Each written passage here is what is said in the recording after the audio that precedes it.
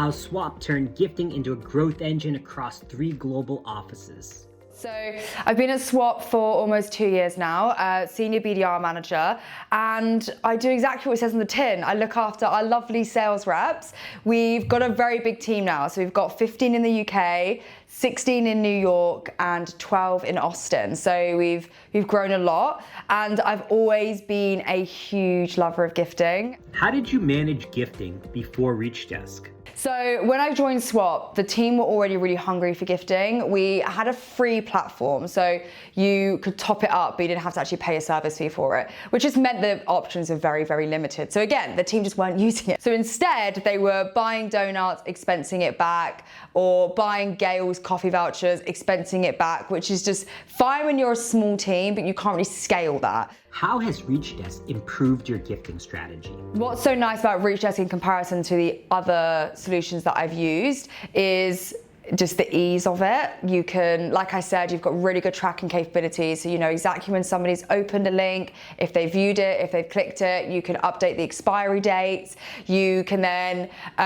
track which gifts are doing better than others, which you can do in other tools for sure, but in comparison to say free or expensing, you just can't do that. So what stood out most about Reachdesk versus the competition? I would say there's a couple of things. I think the first thing is definitely the variety of options on the platform. You kind of go from like right at the end, £5 Uber Eats, Deliveroo voucher, coffee voucher, to the complete other end, you know, super expensive champagne, or if you were going crazy, AirPods. Like, you have a whole spectrum of things that you want to gift, which means that no matter where you are sort of in the sales cycle, you have something that you can gift. I think the second thing is, like I was saying, the insights. It's so easy to track how you're performing, to track who's using the platform, what's being sent the most, what do people love. You can obviously keep your eye on the budget. You can update budget and wallet allowances all the time. So there's so much visibility on that end.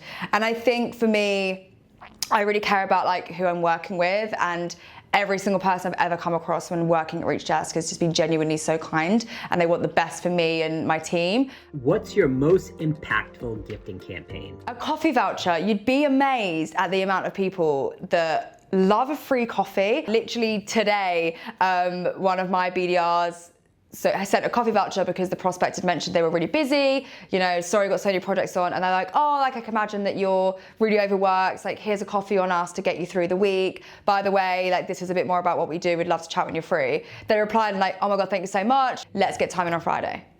So that simple gift card for £10 can completely convert an opportunity that feels like it could be dead in the water. How do you measure success with Reachdesk? I think for me, the main thing that I care about is gifting leading to conversations, and are we getting a high claim rate? And like we are. I think we've doubled our year-on-year like input with Reachdesk, and our claim rate just keeps going up and up and up. The bigger we're getting, the more people are using it, but the more they're loving it. So therefore, the better they're getting at it. And that to me is what a good tool should do. There's so many of them out there now. So do the team feel like that tool is helping them book meetings and therefore convert opportunities?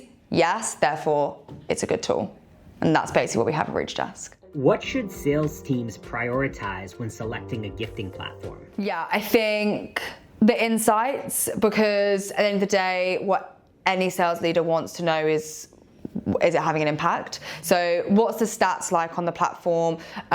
Does it give you good data on how many people are sending, the type of sends, the click-through rate, all of that stuff. The amount of gifts for different regions. So for example, you know, I cared about the UK and the US and then Australia. I could see that Reach has covered all of that. So think about where you're, not just where you are right now, but where you're going. You don't want to necessarily get a tool that you're going to outgrow very quickly. So look about the inventory, how much can it offer you, what's out there. And then I think the third thing is the team and the enablement. What's your biggest piece of advice when it comes to gifting? Gifting is about the long game. It's about creating relationships. It's about standing out in a market that's getting filled with AI emails and AI cold calling, and you know, like it's getting harder and harder to sell. So being human is actually what makes you stand out now in the sales process. And gifting is such a good way to show that it's a human at the end of that cold outbound.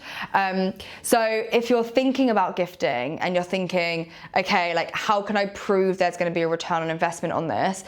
You have to sell it as it's the moment that matters, and like wait to see what comes from that. Ready to start conversations with gifts that convert like swap? Book a demo via reachdesk.com.